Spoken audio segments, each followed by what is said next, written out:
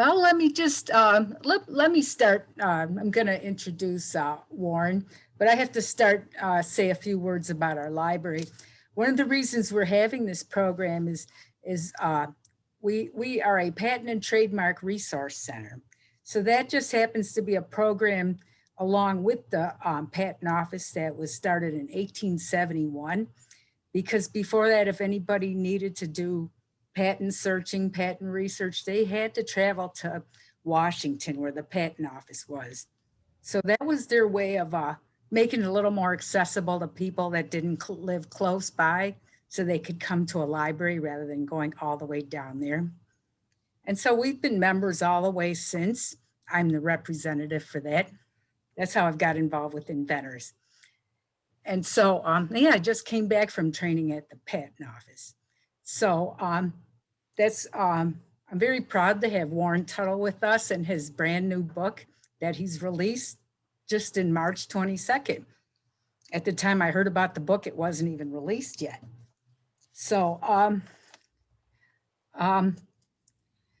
one of the things that's unique about this book is because he's been very involved in the open innovation product programs, which I think is a really good opportunity for inventors.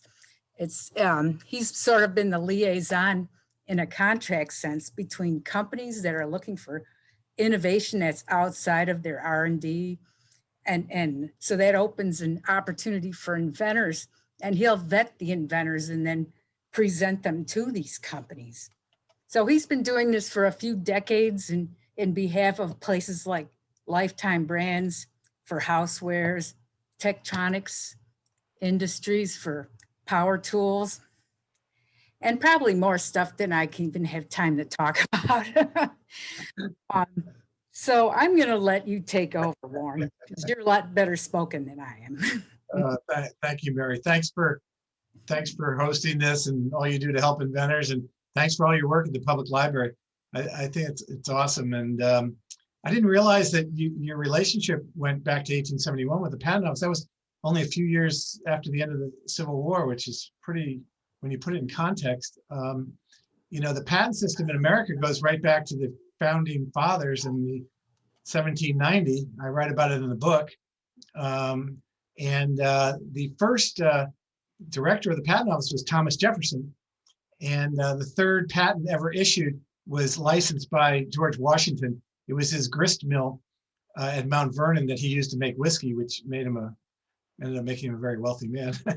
And I've been to the Mount Vernon grist mill. It's an amazing facility, but you know, patents are, the patent office itself was the second building built in Washington after the White House. So it's pretty exciting that you guys were so early into it and have such a close connection. So I have written this book, Inventor Confidential, and it's based upon my experiences over the last 25 years helping inventors in a variety of ways. Just to fill in what Mary's opening remarks were, I run open innovation programs for several companies. The main one is Lifetime Brands. They're the largest non-electrics housewares company in the US, largest kitchen gadget company in the world, the largest cutlery company in the world. The 70% of the cutlery you find at Walmart is manufactured by Lifetime Brands. They have about 45 different brand names from Farberware, KitchenAid, and others that they either own or license. Towel Silver, Mikasa, tabletop flatware, bakeware, cookware, everything, with about 40,000 products, 9 divisions. So I'll tell the story how I got involved there, but I've been running their program for 15 years. I'm an outside contractor. The wonderful thing is they pay me, so I don't have to charge inventors. Then I'm able to help and advocate inventors. For many years, I also ran a program at Tektronix Industries. It ended recently. They had a management shift and they're not taking outside ideas now, which was a philosophy that came over from their Milwaukee division. But for 7 years, I did all their outside products to Ryobi and Rigid Power Tools and Hart Tools. And I also help Merchant Media. They're a direct response television company out of Boston. And their current hit is a product called True Touch, which is gloves that you put on and you can pet your dog. And while you're petting your dog, you can groom him or her. And we've sold over 4 million of those now. And I've had some success with other products with them as well. So I've I've been in this space for a while, since 1997. I'm going to go back and tell you how I started because it's a fun story. And then I'll tell you a little bit about the book. But I've helped initiate or be part of over 125 licensing agreements. I've probably spoken to, texted, emailed, helped, worked at trade shows, or otherwise communed with well over 100,000 inventors over the last 15 years. I get many, many leads every day through the companies that I run innovation programs. And I'll explain a little bit more about that. But I also have worn another hat. For 12 years. I was the president of the United Inventors Association, which is America's nonprofit 501c3 nonprofit national organization. We have a website, uiausa.org, uiausa.org. It's really cool. We do regular webinars. We have over 50 webinars taped for amazing educational material, from very successful inventors to the head of the patent office to last week we talked about small claims patent court with federal court judge Susan Braden. So we get into a lot of different subjects, and you might find some of them helpful. So uiausa.org, and take advantage of our video library. So that's where I am today. I just stepped down as president of the UIA. I have so many things going on with the book and other things, and but I'm still on the board, still active. But let me tell you, that was sort of the end of the movie. Let me go back to the beginning of the movie and sort of tell you how I got here. And I write about this a little bit in the book. I was always a hard worker and an entrepreneur since childhood. I had a paper route. I shoveled sidewalks. When I was 16, I bought a 6.5-foot Meyer plow and put it on a secondhand Jeep and started plowing driveways. I started a window washing business when I was in college. I bussed tables and washed dishes at a restaurant at Howard Johnson's. I don't know who remembers those, right? And I started working the day after I graduated from college at a department store in New York City called Abraham and Straus. I went to work at Abraham and Straus. I took a lot of interviews, but I was most interested in going there, not only because it was in the city. It was based in Brooklyn, New York, and it was the third biggest single standing store in the world, with 15 stores over Long Island, New Jersey, and southern New York, Westchester County, and as well as Queens and Brooklyn, New York. But they sold me on the fact that they had 150 departments in the store, you know, everything from soft goods to gifts and so forth. And they said, become a buyer and be your own boss. And that very much appealed to me because I had been my own boss in all my little entrepreneurial enterprises. So I went to work the day after I graduated from college a number of years ago. I won't tell you how long ago, but I will tell you that I have had my second shot. So I'll give you an idea. And I went in the training program. There were 105 in my training program. I worked my way up the ladder. I became a buyer of small electrics. I had worked in the cookware area. I spent a lot of time in housewares. There were only 5 of us out of 105 that made buyer. So it was a pretty competitive program. I was very young. I graduated from college at 21. I was a buyer at A&S at 23, which was extremely young. And I was the buyer of the biggest department in housewares. We were part of Federated, which was also owned Bloomingdale's and many other fine stores across America. So I was really, really young, eager beaver, up and comer. But I learned a lot of the things back then that have helped me with Inventors today. I learned how to select merchandise. I learned how to source it. I learned how to get it shipped in. I learned how to run promotions. I learned how to price. I learned how to negotiate. I learned about all types of wonderful things of finding new stuff and taking it to market. And the only problem was I worked in New York for 6 years, but I was never thrilled with it. I was not really a city person, and I really wanted to truly be in my own business. So I started a small gourmet shop called The Complete Kitchen in Connecticut, which for those who are not familiar with our area here, is about 50 miles outside of New York City. And I ended up growing that into 6 small houseware stores that were Williams-Sonoma type high-end cookware shops, you know, with all the gadgets and all. And I also acquired a food business called the Good Food Store, which we integrated. We had catering and prepared foods. One of my partners there was the iconic actor Paul Newman when he was launching Newman's Own, which is cool. We did a lot of catering for him, and he's a great customer of the store and all of his friends. We had a lot of celebs, which is cool. And then I started a cooking school that became nationally famous. And Food and Wine magazine once described my stores as the top gourmet shops in America. So I put a lot of energy. I had a lot of great background. I ended up having 65 employees, part and full time. And I was really sort of rocking the house with my business. I was also the president of the Chamber of Commerce. I was active in my community. I was loving it, going in a million different directions. And one day, a guy walked in my shop, and he was an inventor. He was the first inventor I ever met. I'd heard about inventors, but I had read about him, but never really met a real inventor. And he had invented a product called Misto. I don't know if you can see it. It shows here. It's an olive oil sprayer. It's a metal container that has an FDA-approved food-grade liner inside. You take the cap off, you fill it with oil, you pump the cap when you put it back on, and the patent was in the nozzle, which could handle the viscosity of oil because it's a lot thicker than water.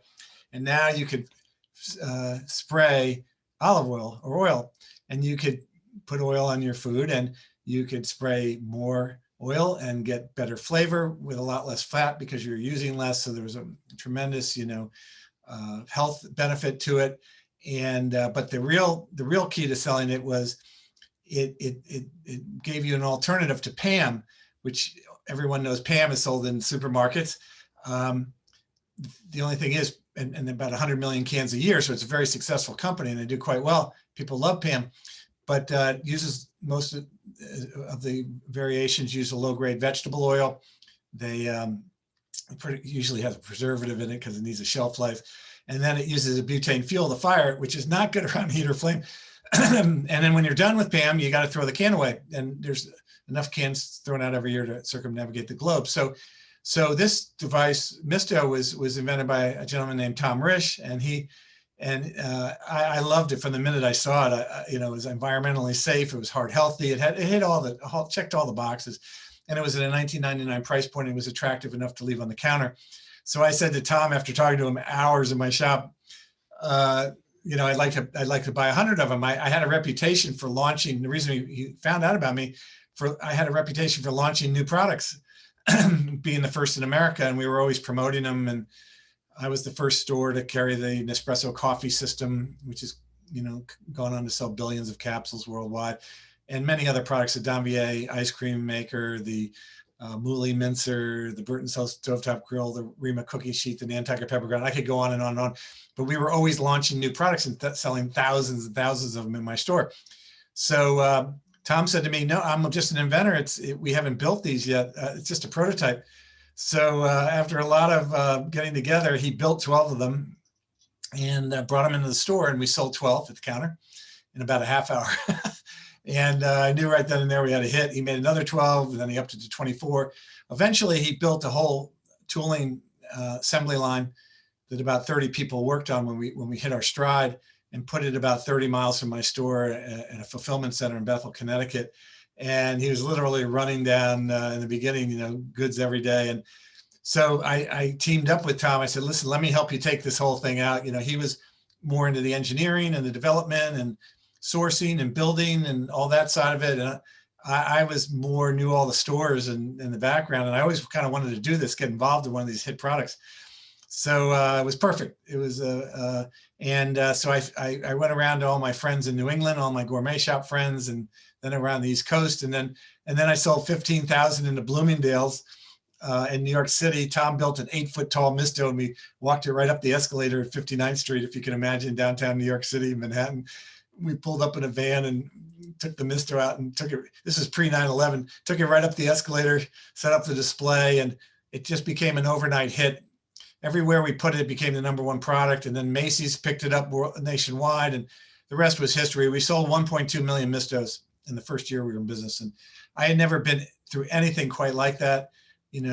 Tom eventually made enough to retire. I made enough to, that was more than I ever made before. And it was just really, really exciting. And so I basically, you can read about the rest of the book, but I sold off my stores over several years. I started dedicating my efforts to helping inventors. I brought out a couple more hit products, a product called the Toss and Turn Pan, which was a saute pan that allowed you to flip food in the pan with a raised far edge. I also did a product called Smart Spin, which was a hugely successful DRTV product. I did have a huge loss, big loss in a product called Stir Chef that I write about in the book, so you can read about it there. But I was coming along thinking I knew everything, but I learned that I didn't know everything. And quite frankly, that big failure, helped me to reconcile my life and my put my family at risk, and I put my house at risk and everything else when I went on a limb with this. And I learned a lot of valuable lessons, which basically helped me reconcile what I was doing and get back on track and develop programs that would help inventors. But I didn't want to charge inventors, and I didn't think that was quite right. I joined my local inventor club, and I found out all the horror stories of inventors being taken advantage of.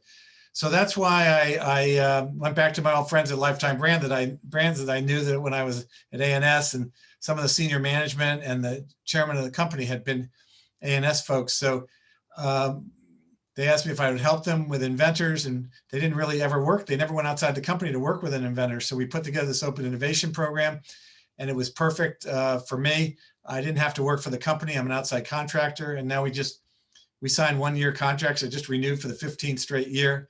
And like I said, I brought in many licensing agreements, many deals, many successful products.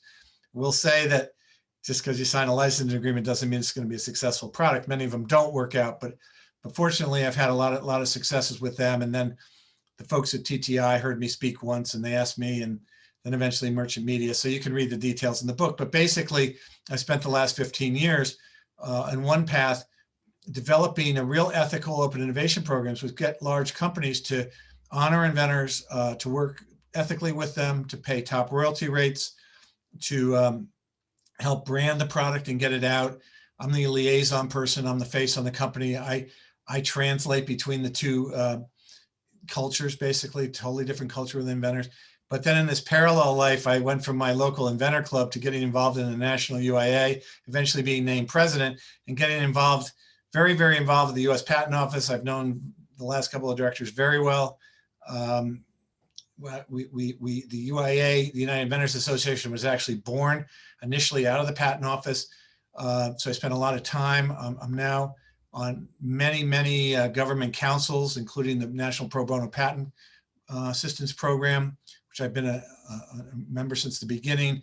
I'm on the National Council for the Advancement of the Empowerment of American Innovation, and which is a a Department of Commerce effort tied into the Patent Office. I'm on the United States Intellectual Property Association, a 501c3. So I give a lot of my time back now to many nationally based groups, Washington groups. I spent a lot of time on Capitol Hill advocating for inventors. I'm very good friends with Josh Malone and Randy Landerow and the people from US Inventor, Paul Morinville, and their effort to support inventor rights in Washington. And so I really have a well-rounded, background of helping people in a variety of different ways. And I don't charge, and I don't have a staff, and I do it all myself, and I'm very hands-on, and I'm very together. So along the way, my really good friend, Jeff Magus, who's an inventor who lives in West Virginia, pleaded with me to write a book, because there are books out on the market that some are written by inventors, sort of step by step, what they've learned.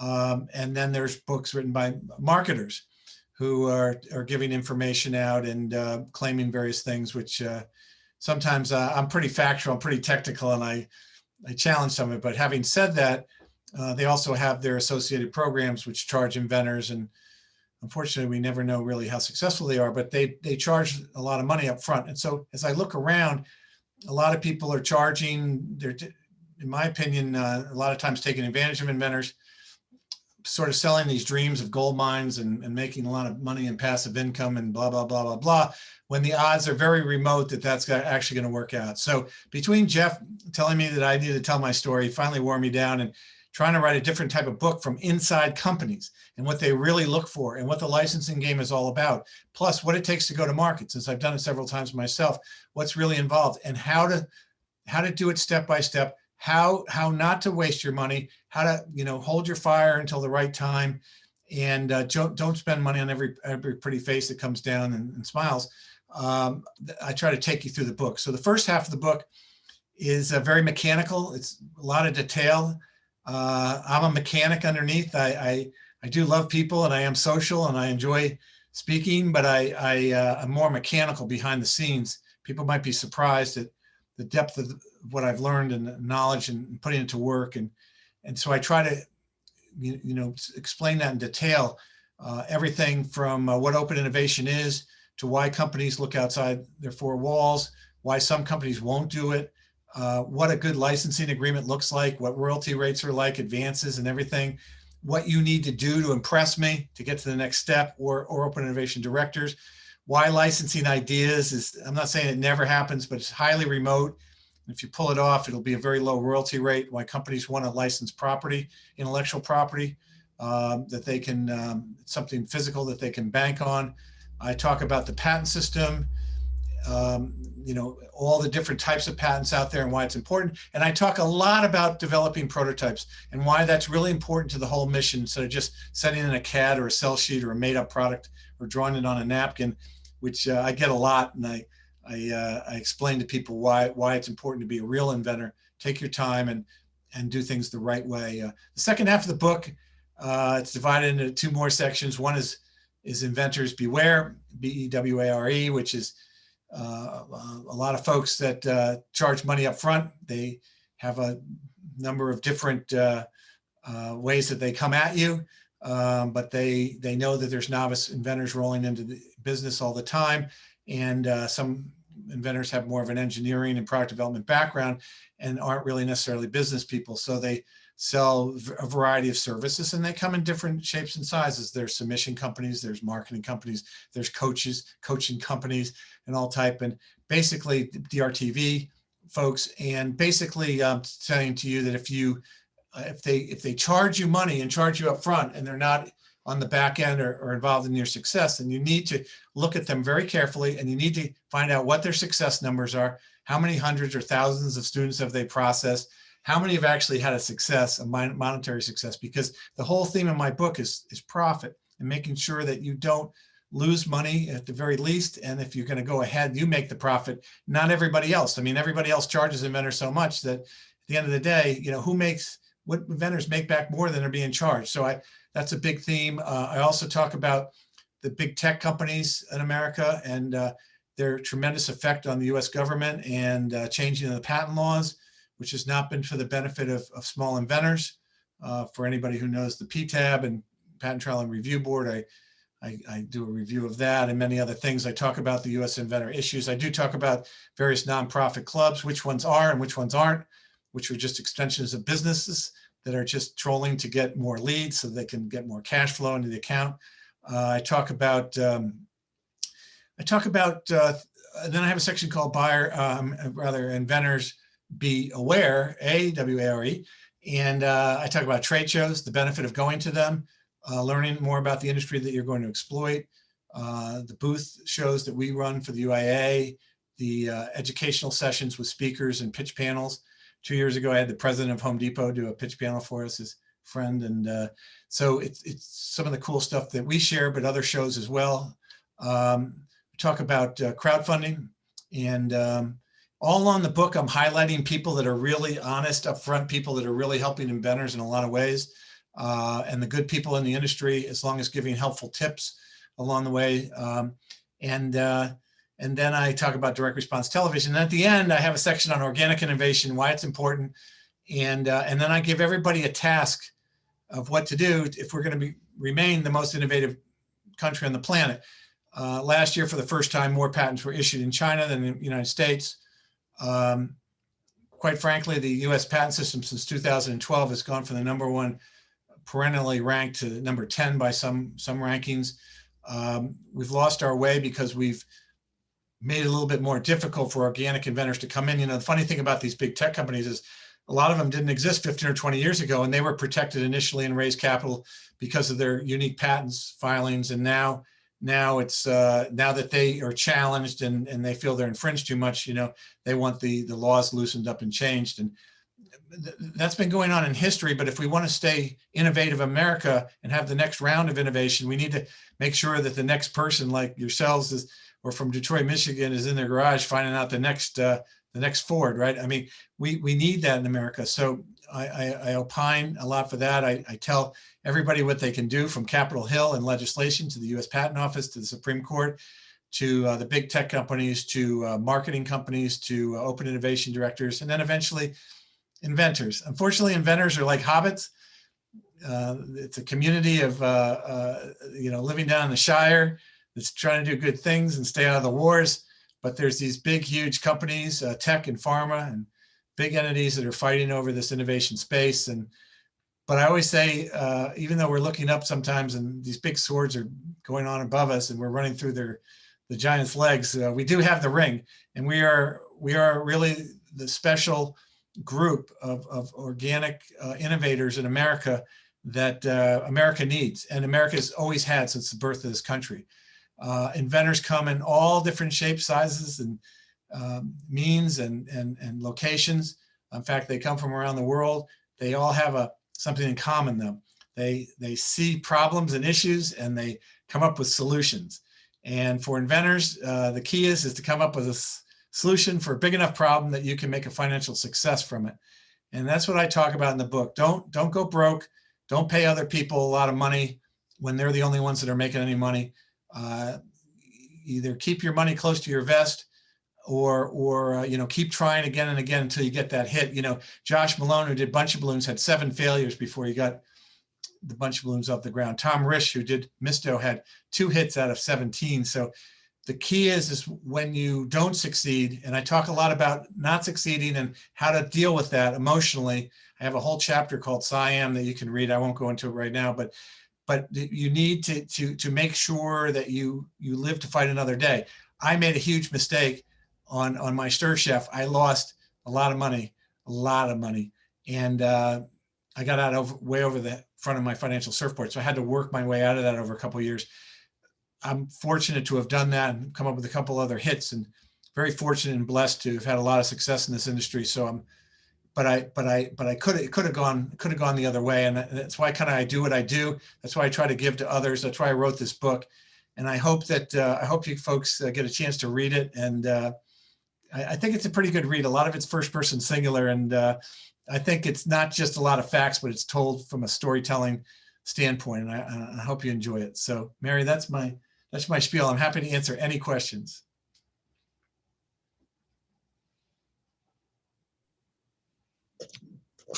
I don't know if you can hear me okay. This is Dave. Yeah. Hey, Dave. Hi. So the first obvious question is who's the publisher of the book and how to obtain it? I see 2 images there to your left. Is that one an audio book, or is that just a hard copy? Yeah, well, there's Kindle now available. There's an audio book that will be available in April.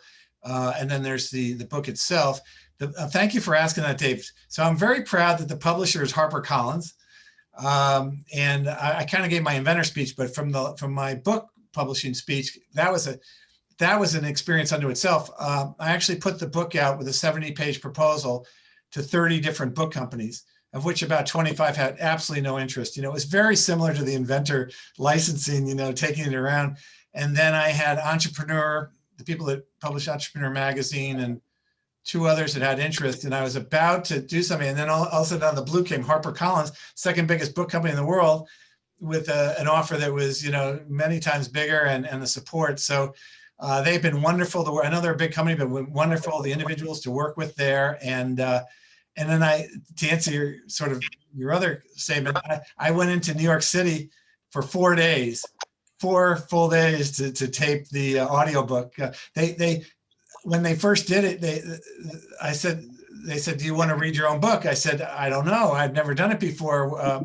Would you get someone else to do it if I don't do it? And I said, oh yeah, we'll get someone else. Don't worry about it. And I said, well, how much do you pay them? And they go, well, like $3,000. I go, oh, okay, I'll do it for $3,000. I'm completely in for $3,000. And then they said, no, we don't pay the author. And then I said, well, I'll split it with you, $1,500. And anyway, they didn't pay me a dime. I ended up spending over $100 on train tickets.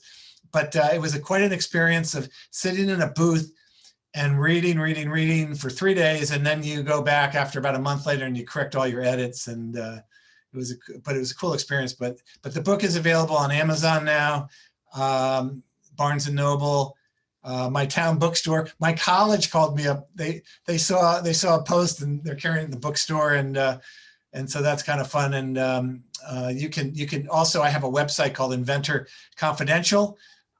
.com. You can read a little bit more about it, inventorconfidential.com. And I'm really proud that I have 18 amazing endorsements, including the president of Home Depot, Chan Kim, W. Chan Kim, who wrote Blue Ocean Strategy, along with Renee Morbarn. I'm doing a lot of stuff with Blue Ocean. I don't know if you're familiar with that book, but it's probably the best-selling business book in the history of the world, 45 languages. They just did a shout out worldwide, congratulating me on the book the other day, which is really cool. But Dave Capos, former director of the patent office, Scott Hine, #1 QVC person. It's really pretty cool. So if you read the endorsements, you might enjoy them too. So thanks for setting that up for me, Dave. Is there an ISBN number for the book? I'm sorry, what was that? Excuse me? Do you have an ISBN number for the book to order? Oh, I'm sure there is one. I don't know what it is. Would it be on the book itself? I got one here. Should be on the back of it, probably at the bottom. Oh, geez. Now I got to Oh yeah, look on the copyright page. copy. All right. Good question. I tell you what, I usually don't get stumped. That's the first time I've been asked that. But I should have known. I should have come prepared. Because you guys in the library. Anyway, you don't really need that. Just go on to Amazon, type in Inventor Confidential, or you can type in Warren Tuttle. You can type in Inventor Comes right up. And then it's got, I have a Library of Commerce control number. Does that matter? Or I feel like I'm on the back of my VCR talking to the cable company. I have a ISBN. Okay, it's ISBN. Okay, ISBN 978 -1 4002 -1957 -5. I don't know if that's helpful, but here's the book and Yep. There you go. Great. Thank you. Thank you. I'll definitely order one. And I wonder if you could tell us just a little bit more about the open innovation programs, because I can see you're doing really well with the kitchen and the hardware. It's some of us are in different types of industries. Sure. The one that's baffled everybody is how to get into the automotive. Now, I haven't heard of any open innovation programs with them, but maybe if you do, you can tell us something about that. Well, it's a really good question. So my programs are pretty unique. I play the hero model, and I set them up by convincing the companies. Now that the book is out, I'm going to go back and try to do some more consulting for more companies and more industries. I've walked the SEMA auto show. I don't know if anybody's ever been out there, but it's the second largest trade show in America. It's in Vegas every year, usually in November. I walked 18 miles one day. It's massive. They didn't have an inventor pavilion. I didn't make a lot of inroads. I went into a lot of companies and said, can I run your open innovation program? And they didn't know what I was talking about. So it's a little bit more difficult. I don't have a lot of experience. I do know that the author of the Inventors Bible, Ron, what's his name? I'll think of it in a second. If you look up Inventors Bible, he had an automotive part. It was a mirror that he learned a lot about. Ron Dolce, D-O-L-C-E. So he's one name you might look up to get some advice in the automotive field. And then there's another person, Eric Huber, who just licensed a bunch of things to the automotive. He's out in California. If anybody wants to write me, or Mary, if you write me later, www.tuttle@yahoo.com. I'll get their emails and I'll send them back to you, but it's www.tuttle@yahoo.com. I just don't have a lot of expertise in that arena. I have a question. Sure. Okay, you mentioned participating in trade shows, and I wondered if you would comment on those trade shows that may have been declared an international trade zone and what impact that has on presenting there. We used to have, and still do sometimes have, what's known as the SAE, the Society of Automotive Engineers National Convention in Detroit, and I'm going to guess maybe about 10 or 11 years ago, that was declared an international trade zone. And the number of inventors that showed up then in subsequent years dropped off dramatically because they couldn't show their stuff there without giving up, I think it was 1 year of rights for them to file for patent if they showed it at an international trade zone. So could you make some comments on that? Sure. I'm not an expert on the international trade zone, but I think I can answer that to some degree of expertise. The trade shows that I am very involved with and very knowledgeable about are the Houseware Show, the International Houseware Show, Chicago here, the National Hardware Show, which is in usually in May in Las Vegas, the Toy Fair in New York City, the PGA Professional Golf Show, Lawn and Garden Show, Shy Tag, which is toys and games. So I'm trying to think of the ones that we've actually run pavilions at. In each case, hardware, definitely in housewares, they do have international sections. And a lot of times those international sections, a lot of them are from the Orient, a lot of them are manufacturers. They're usually in a particular wing in the building, but it has not stopped our inventor pavilions from running. We do booth inventor pavilions. At the hardware show, we had 175 booths the last time we ran. We didn't run them last spring, but the year before. Housewares is capped at about 60. They're entirely different areas. I would recommend if you take a booth out at the show and you're showing your product that you filed at least a non-provisional patent because it's a public disclosure. And you have to make sure, you have to be very careful that people aren't coming in and taking pictures of your prototypes and so forth. So you sort of have to guard your wares, but you do want to demo and get your things out there because a lot of licensing deals are signed. There are international inventor shows in Korea and China and all. I have never gone to one. I've never participated. There's one in Geneva. I haven't gone there. I've been right here in the good old USA. But in the consumer goods, now I don't know, again, a lot about automotive, and they didn't do an inventor pavilion at SEMA. But the industries that I've been in do inventor pavilions, and they're separate. And you just have to keep your eyes about you and make sure you don't get ripped off. But there's no contractual guidelines that say you can do this or that, or it's the two arenas sort of live in harmony, I would say. So. Yeah, well, at the SAE show, they actually started, they had like closed off offices and you had to invite people in. Wow. And have to sign a non-disclosure agreement. And that completely stifled the inventors from showing up. I would imagine, and we try to spend a lot of time at the UIA educating people how to get prepared. The other thing is you don't necessarily even have to take a booth out at the show. You can come out and hang out in the area. We do 3 days, like at the hardware show, of pitch panels, educational events, teaching, and basically going around. It's the most exciting area in the show by a long margin. So I'm a big believer in if you're invented something in a particular industry, find that show that you in the industry that you want to exploit. I have to say, I'd love to learn more about the automotive field, but I just haven't. I know a lot about power tools. I know a lot about hardware, DRTV and housewares.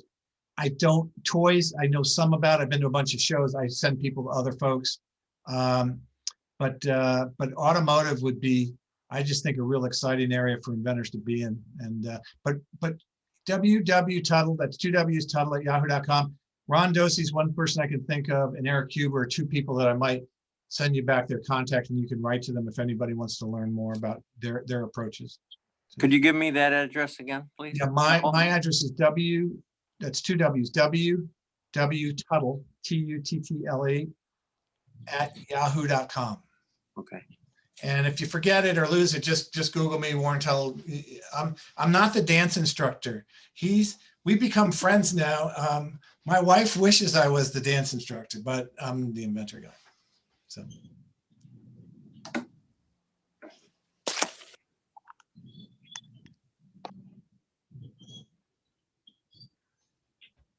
Hey, Mary. Yeah. Do you want me to talk more about the process of writing the book? Would that be of interest to people, or we mostly just stick to the inventor side? Oh, well, you can tell us. I mean, I don't know. There's a lot of write books too. Yeah, I'm sure you have people there that write book, but it was quite the fascinating experience. I had never written the book. I probably will never write another one. But I actually had an inventor, Jeff Mangus, help me. I wrote it, and I wrote every word, and I edited it and so forth. But Jeff was so helpful in helping me pull my thoughts together, listening to me on Zoom as he helped set it up, researching a lot of stuff behind the scenes, adding stuff from the inventor perspective, which I'd sort of forgotten about along the way. And just overall, just such a great buddy in making the whole thing happen. But I found that I had a very difficult time writing. I'm not a natural, I enjoy writing emails and communicating, but I'm not a natural writer. So couldn't just sit at my desk and right away. It just, the thoughts weren't coming in order. So what I ended up doing was I got these big 2 foot by 3 foot 3M Post-it notes. And I set up 18 of them around my living room and dining room, and sat in the center and etched out all the chapters and all the topics and the outlines for everything. And then I kept moving them around, cutting them, mixing and matching, and until I stood in the center of the room and I felt the book was right. I kind of had to live within it in order to, and so that's why I feel like the book flows in order, because it's sequenced in a way that I think makes sense. But it also, I think at the end of the day, if you read it front cover to cover, it pretty much touches on everything. So it was quite the experience. If anybody ever wants to write a book, then I had to, afterwards I got we were originally going to self-publish it, and then I got an agent. He was really helpful in guiding it. And now I've been on quite a few publishing panels to tell people about my experience of writing a book. So anyway, I'll just drop that in there as it was a fun bucket list experience.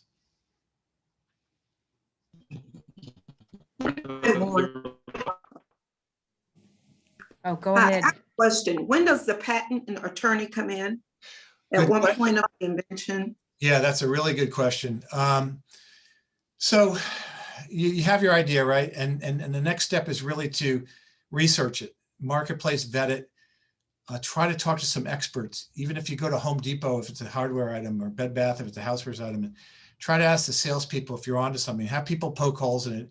When you talk to your husband, your wife, your kid, they're always going to tell you what you want to hear. You know that, right? So, you know, they're going to say, that's great, you know, but you got to get beyond them because they really don't know. I love trade shows because you can walk into booths, and if you can talk to people in the right circumstances, you don't have to give your whole thing away. Just generally talk about what you're up to. I always use this example. If you've invented a lawnmower that mows the lawn in half the time, that's all you have to say. You don't have to give away details or any mechanics or anything. Just say, hey, what do you think if I had a lawnmower that could do it in half the time and the same price? Do you think that would sell? And get that type of background feedback from them. But at some point, you have to start building one to prove it, because if it doesn't work, and when you start building one, that's when the mechanical things come together for you. It starts to develop and take shape. And patents, utility patents, are specific mechanical claims. And that's why, you know, you need either an engineering mind or engineers get involved to pick out what's unique about it. In that lawnmower, there might be like one pin in there that, I don't know, is a valve that allows the motor to go twice as fast or something. That becomes the mechanical claim. And that's what you need to patent, because that becomes the property that only you have. And then, of course, you have to do a search and make sure that nobody else has done it before and there's no prior art and so forth. So there's a whole process. Now, you can do a lot of this stuff yourself. You can, and I write about it extensively in the book. You can go on to the USPTO's website, put in keywords and do searches. You can go on Google and do patent searches. You can file your own PPA, provisional patent application. I think it's only $400 for individuals or micro entities to file. So if you do it yourself for $400 with your own searches, you can get something out there. You do not. It's only $70 if you do it yourself. Oh, is it 70? Okay, so stand If correct. you get an attorney, it probably costs that or more. Yeah, attorneys usually are about $1,000, but yeah, it could, if it's $70, even better. And then you can get your PPA filed, and it's now you don't even have to get into claims at that point. It can be broad, but we're now a first to invent country, you know, which means you have to file for. I mean, we're a first to file country since 2012. So now you have to file that patent. So as Mary said, you can do it inexpensively. If you can do it all yourself, you can get it started. So you can get up to that point on your own. And a lot of people do that. And the more you do it, the more experience you get. As you move beyond that point, you start to get more serious. As you start to see if it's licensable, or you start to refine it and it becomes manufacturable, you're going to have to convert that patent within 12 months to what we call a non-provisional patent filing. And that can be expensive if you use a lawyer, but that becomes the groundwork for your actual patent being reviewed, patent filing being reviewed, and an actual real patent being issued. A PPA, if nothing is done with it after 12 months, it expires. So you have to convert that PPA within 12 months as you do your research, vet it, continue to do your things. maybe go out and try to license it and so forth. I look at a lot of things with just have PPAs, but then you have to convert it. When you start thinking about converting it, you really should use a patent attorney and someone who's got experience in what you're up to. A lot of patent attorneys have engineering backgrounds. Some of them are experts in different types of engineering. Some of them are electrical engineers. Some of them are chemical engineers. So you got to find the right one. There's in clubs, join your local club. There's usually a lot of patent attorneys involved. A lot of them help inventors specifically. But you want to file a really good patent, because if you're going to take your product to market yourself, you want it defensible. If you license it, I can promise you that a company like Lifetime Brands, I'm in the middle of vetting a patent right now that we're looking at. And by the way, Lifetime Brands is going to spend $6,500 just reviewing this patent, seeing what they have, and get an opinion letter from the attorney. So they're not wasting money. So you want to make sure they're going to take a deep dive look into it. You want to make sure it's right, it's sustainable. For them, it's defensible. Now, a big company can defend a patent easier than you can, because they've got a team of lawyers. They've got marketplace clout. They usually put brands on it like Farberware, KitchenAid, and they usually can call up presidents of other companies that are screwing with them and tell them, don't screw with us. But as an independent, it's a little bit harder. But what they do want, they want to have a patent that has legs to it and is real, so that they can defend it. And by the way, they also use it to go in and clean out Amazon and other things too. So that's something a big company can bring to bear. So I would say you can do a lot of the work initially. If you don't have confidence after a certain point, you can still hire an attorney to do your PPA. I've often heard people say they spend about $1,000. So if that's in your wheelhouse, they might do a little better job than you can do, and a little better search. But if you can do it yourself, but when you get to the non-provisional, I think it's almost a no-brainer. By the way, there's patent attorneys and there's patent agents. And patent attorney, the difference between a patent attorney and a patent agents are the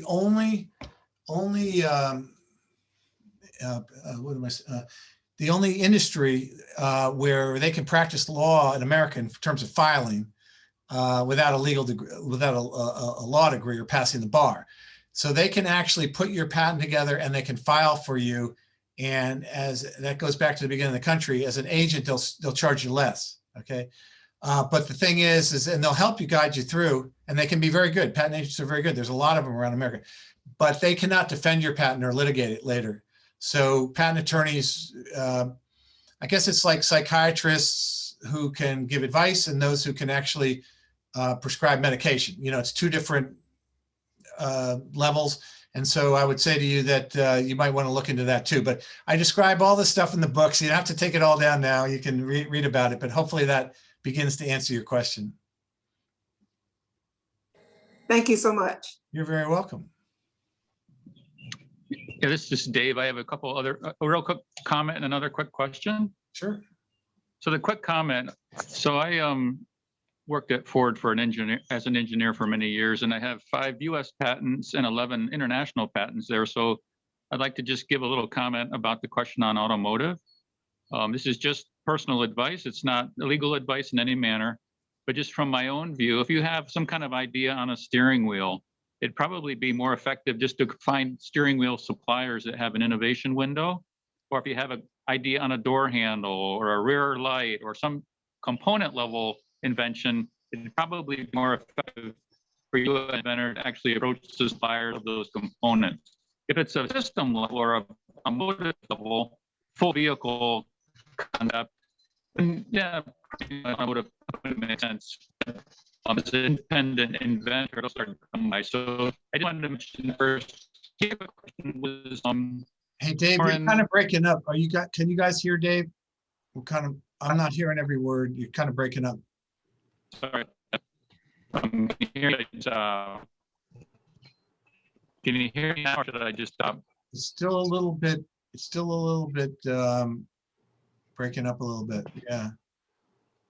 Okay, I'll stop. No, that's good. That's a really good point, though. And Dave, you ought to put your name out there to be helpful to people. Tell me you worked on the Ford GT, please. You worked on the Ford GT? No. I love that movie, Ford versus Ferrari. It's a great movie. Now, I did know somebody who came up with a new engine and another person who came up with a whole suspension. So I don't know if those would be components. They're not out there now, but those are stuff I saw in the past, but then they just did not know how to present that to the market. Well, Dave brings up a really good point. Depending upon what arena you're developing, and obviously a lot with cars, if you have a specific part, do your homework and research. You can do it by going to trade shows, but you can do it online. A lot of trade shows, by the way, have virtual events now, but a lot of them, if you join, you can get as a member for not too expensive of the industry association. You can get lists of companies that are in, and they usually break it down by category. Like in housewares, for instance, my industry, they break it down by cookware, electrics, gifts, gadgets, and that type of thing. And you get the listing of companies, and you can go on their websites. Try to pine down on either the company, the manufacturing company, or distributors that are in your space, and then rank them, see if they have open innovation programs. Not all of them do. Some of them say we don't take outside ideas. They'll tell you right off the bat. Some of them put it right on the website. But for those that do, that have a portal or someone dedicated to it, you can learn more and follow that lead. Take it a step at a time, and do your research. It's not easy. This stuff, it takes hard work.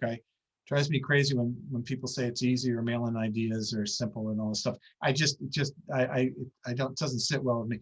Unfortunately, I've learned from experience it takes hard work, but you can do a lot of this work yourself if you're dedicated, and take a Saturday afternoon after we're done and you spend a couple hours online. You'll learn a great deal. And then go to SEMA and walk 18 miles in one day. That's an amazing. I'm sure Dave's been to that show. Massive show. I think it's only outdone by CES, the Consumer Electronics Show.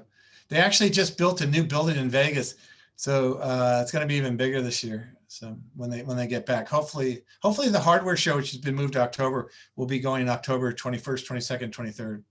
So we're looking forward to that. Do you have any idea when the trade shows will be able to do it in person? Is there any plans this year? Yeah, I mean, look, the Houseware show was moved to August and just canceled. I have a feeling there's one lawn and garden show in Texas that's over the summer that's going to run. But of course, in Texas, they've opened up and no masks are required. It's like, I don't know what's going on down there. But I would say that in general, I think the hardware show has a chance to come off in October. If President Biden's right and a good part of the country is vaccinated by July 4th, I could see things picking up dramatically in the fall and quickly. So I'm hoping that runs, but I think that's probably what you're talking about is fall. And if so, then SEMA might be happening. They might not be quite as big and vigorous shows that they've been in the past, but I could see them wanting to get back and get something going. If not, keep an eye out, because a lot of them do virtual shows, and a lot of educational stuff virtually, and you can just tie in a lot of times for free and just learn from experts.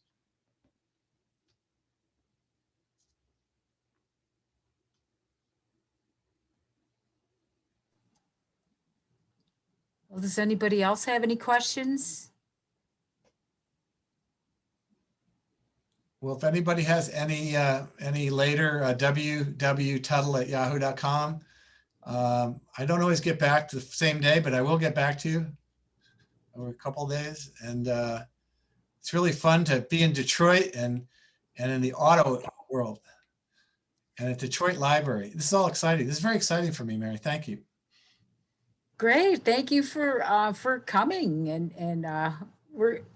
And I loved your book. I think everybody's going to be reading it now. Hey, Mary, one last story, and this is for Dave before I go. So I'm on the National Council for the Empowerment of American Innovation, and there's 26 board members, and I get on and I'm representing the inventor community, and I didn't realize entirely who was on. I went through like a 4-month vetting process. It's the Department of Commerce.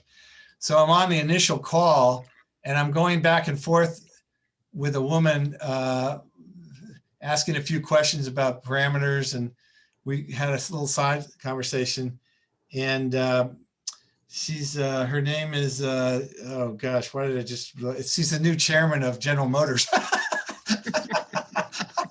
after I found out who it was, I was like, oh my God, was that really turns out that half the board are like chairmans of 3M and Qualcomm and General Motors and unbelievable. It was very Yeah, sad.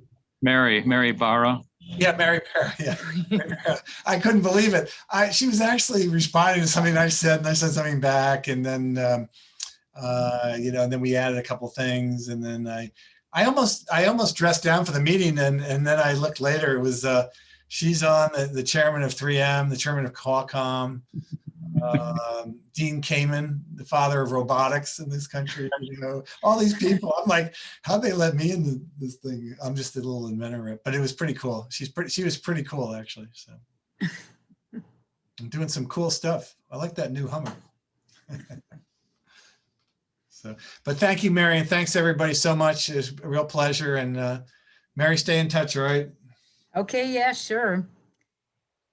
And I guess one more plug is that there is a UIA TV with an educational series for inventors. And I guess that's right on the website. It's free to join the UIA.